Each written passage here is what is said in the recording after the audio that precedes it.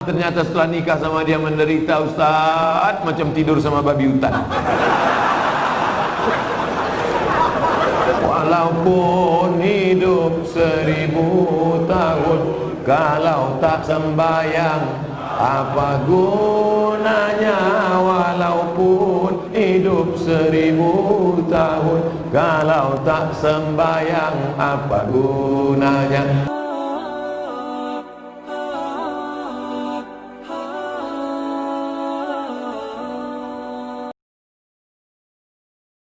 Bagaimana hukumnya pejabat yang selalu menang sendiri dan selalu menyalahkan anak buahnya? Ini bukan pertanyaan, ini balas dendam. Ini sakit hati dia. Kemana caranya supaya Ustaz Somad menghantam pemimpin dunia? Buat lu bertanya. Itu pula masalahnya. Dia bertanya sama Ustaz yang paham pula kan? Nabi berkirim surat kepada Raja Romawi, namanya Heraklius, Herkal. Apa kata Nabi? Aslim taslam. Kalau kau masuk Islam, kau selamat. Falaka ajrani, kau dapat 2 pahala. Kalau engkau baik, rakyatmu semuanya selamat dan kau dapat 2 pahala. Itulah enaknya jadi pemimpin. Karena kalau dia baik, rakyatnya baik, dia dapat 2 pahala. Tapi kalau kau tidak baik, falaka dzambul arisi, semua dosa anak-anak buahmu kau ikut menanggungnya. Oleh sebab itu maka yang paling pertama dapat naungan di akhirat nanti, sab'atun yudhilluhumullah, 7 golongan dapat naungan Allah. Saat itu naungan tak ada panas terik, tak ada atap. Di antara yang dapat naungan, yang pertama bukan ustaz, yang pertama bukan ulama, yang pertama al-imamul adil, pemimpin yang adil. Tapi negara kita negara demokrasi. Kalau ada pemimpin-pemimpin kita yang zalim, yang menyalahkan orang, kita bisa lapor ke atas. Ada laporan bapak-bapak pegawai kepala dinas, lapor ke Pak Wali Kota. Pak Wali Kota ada laporan ke atas, ada atasan, ada BPK, ada Inspektorat Jenderal, ada macam. Bapak-bapak polisi, tentara, lapor ke Propam, ada atasan yang bisa kita laporkan. Kalau takut, kirim surat kaleng. Jangan fitnah. In ja'akum fasiqun binaba'in, kalau datang orang bawa berita palsu, fatabayyanu, klarifikasi. Nah, salah tak selesai dengan ditulis di wall Facebook, tapi harus diselesaikan wahum syura bainahum, diselesaikan dengan musyawarah. Seorang laki-laki pakai emas dalam sholatnya, apakah sholatnya sah? Emas itu bukan babi, kecuali dia membawa rantai babi, baru Arab. Emas tidak. Emas kalau dipegang, wudu kita tak batal, sholat kita pun tak batal. Tapi Nabi mengharamkan pakai emas. Ini mesti dipahami. Emas kalau kita masukkan ke kantong, dibawa sholat, Allahu Akbar, sholat sah. Tapi memakai cincin emas haram. Bapak-bapak yang pakai cincin emas, buka sekarang juga. Tak ada gunanya pengajian.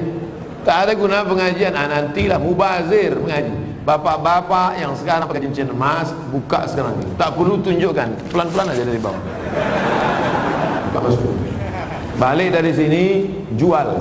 Kalau batunya sayang, simpan. Mana tahu batunya zamrud, kecubung, permata, intan, simpan. Ambil batunya, ikatkan dengan perak. Cincin saya emas putih Pak Ustaz. Emas putih itu emas. Emas putih itu emasnya 80, nikelnya 5. Emas putih itu emasnya 80%, nikelnya 5%, peraknya 18%, peraknya 15%. Maka warnanya putih, tapi dia emas juga. Jadi kalau mau buat cincin, perak saja. Ini cincin perak. Batunya zamrud, asli. Mereknya Casio, Casio orang. Tak pernah saya beli. Kalau sempatlah saya beli sekian puluh juta, lalu kemudian anak yatim tak sekolah, neraka jahanam tempat saya. Bisa pula anak yatim tak sekolah, cincin kita 30 juta. Pak, minta makan Pak, belum makan pagi, kata anak yatim di lampu merah. Kita mau. Oleh sebab itu maka yang punya cincin emas, wahai Imam Syafi'i, kenapa laki-laki Islam tak boleh pakai cincin emas? Apa kata Imam Syafi'i? Robek hati orang miskin menengok cincin emas. Aku makan pun payah, kau sampai hatilah pula pakai cincin emas. Matilah kau cepat, kata dia. Hancur hati dia. Itu alasan ulama dulu. Tapi rupanya sekarang setelah ditemukan emas itu ada molekul-molekul kecil masuk ke dalam pori-pori, masuk ke dalam darah, masuk ke dalam jantung, menyebabkan penyakit Alzheimer, penyakit tua sebelum masanya, penyakit lemah tak bertenaga. Banyak orang yang sudah kena pakai emas.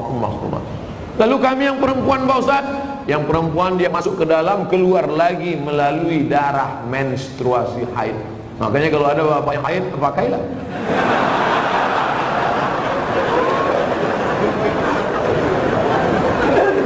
Saya selalu ketiduran, tak dapat sholat subuh. Orang yang tak sholat subuh karena ketiduran, ada hadisnya. Man nama, siapa yang tidur, walam yusalli, sampai tak sembahyang subuh, balas syaitanu fi uzuni, setan kencing di telinganya. Yang tadi tak sembahyang subuh, itu tertulis di sini, toilet setan. Makanya ceramah ini harus terus diamalkan. Balik dari sini, pergi ke toko jam di Tanjung Pinang, cari dia, mbak, apa jam yang paling mantap di sini? Nah, ini satu. Tanya dia, ada tak jam yang bisa menyipak? Asal jam 5 menyipak dia, kalau pam, sampai bangun subuh.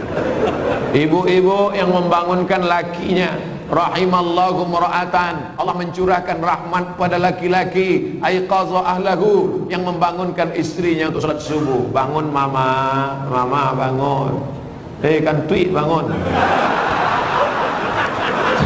Tak jaga-jaga juga. Dibangunkan baik-baik, tak juga kau jaga. Bangun ibu. Tapi sekarang tak jelas lagi dunia ini, Ustaz. Entah siapa yang membangunkan, entah siapa yang dibangunkan. Ibu tu pula yang membawa air setiap bangun. Yang aslinya kalianlah laki-laki yang membangunkan perempuan. Tak satu dua perempuan mengadu, melapor, Ustaz, kusangka dulu kalau nikah sama dia aku bahagia, dia PNS, golongan 4A, gajinya banyak, punyanya hebat, rumahnya besar, mobilnya mewah. Ternyata setelah nikah sama dia menderita, Ustaz, macam tidur sama babi hutan. Walaupun hidup 1000 tahun, kalau tak sembayang, apa gunanya? Walaupun hidup 1000 tahun, kalau tak sembayang, apa gunanya? Besok pagi masak sarapan, ibu nyanyikan lagu itu. Walaupun hidup 1000 tahun, sambil ngacau, walaupun hidup. Kau nyindir aku ya? Enggak, aku tak ada nyindir. Aku tak ada nyindir. Ini lagu Ustaz Somad semalam waktu di masjid.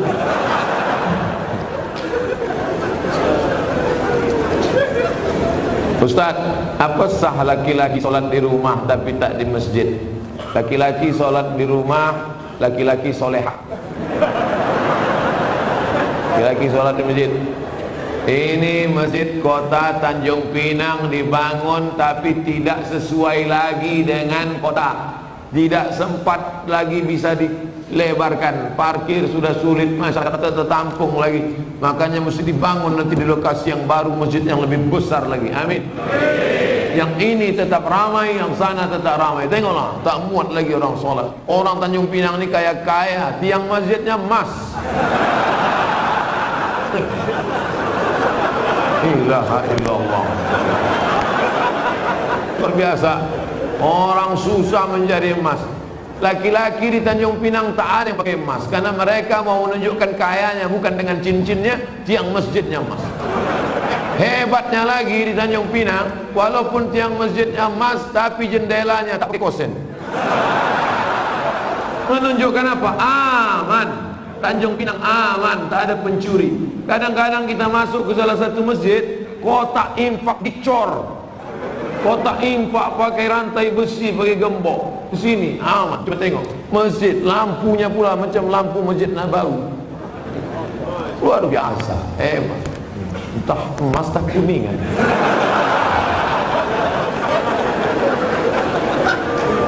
Apa maksud saya?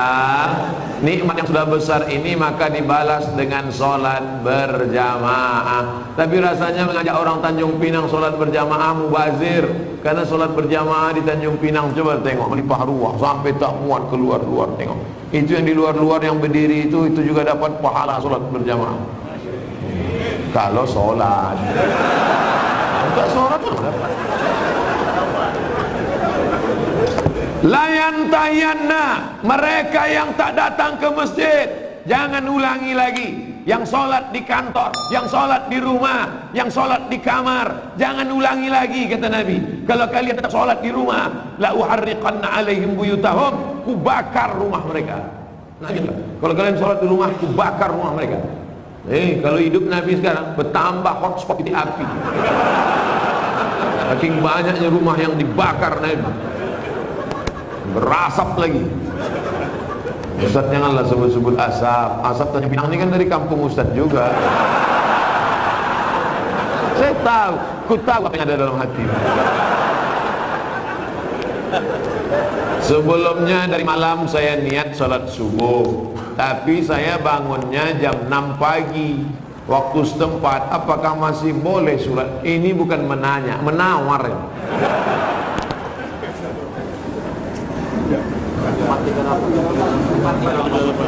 Subuh 4.38. Imsak subuh, zuhur, asar, maghrib, isya. Maghribnya jam,